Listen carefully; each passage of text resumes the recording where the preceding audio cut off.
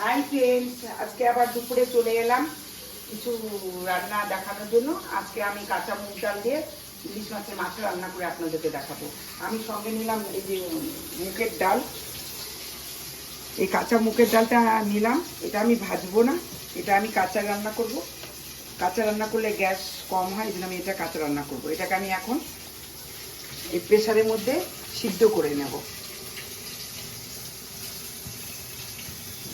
প্রেসারে সিদ্ধ হয়ে গেছে, এখানটায় ডালটা আমি সিদ্ধ করে নিয়েছি। এর মধ্যে আমি দিয়েছি হলুদ লবণ।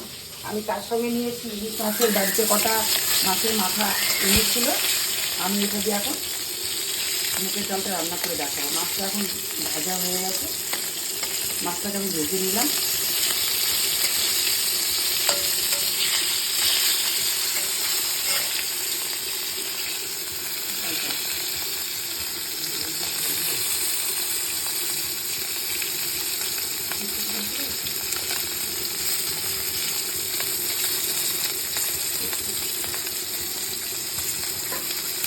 মাছগুলো এখন আমার ভাজা হয়ে গেছে, এগুলো আমি এখন উঠিয়ে নেব।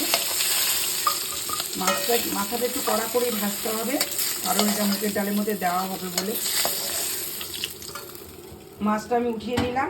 এবার আমি দিয়ে দেবো শুকনো লঙ্কা কয়েকটা, এটা একটু ভেজে নেব।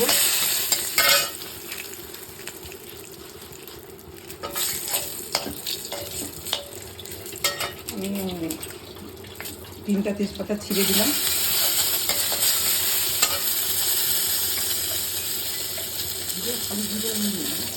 দিলাম আমি 5 ফোড়ন।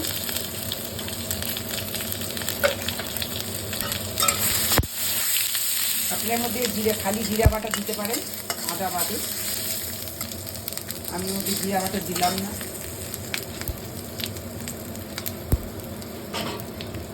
এখানে ডালটা আমি হলুদ লবণ দিয়ে সিদ্ধ করে রেখেছিলাম, এখন এটাকে আমি ঢেলে দেবো।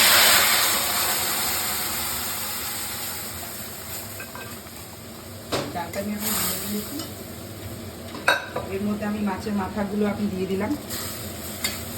মাছের মাথাগুলো একটু ভেঙে দিলে ভালো হয়। আমি এর মধ্যে অল্প ঘি দিলাম, আধা চামচ ঘি দিলাম। এর মধ্যে আমি দিলাম একটু চিনি। এর মধ্যে দিলাম একটু আমি গরম মশলা।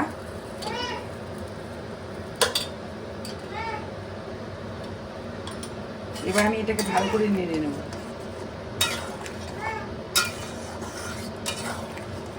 মাছের মাথাগুলোকে একটু ভেঙে দিতে হবে।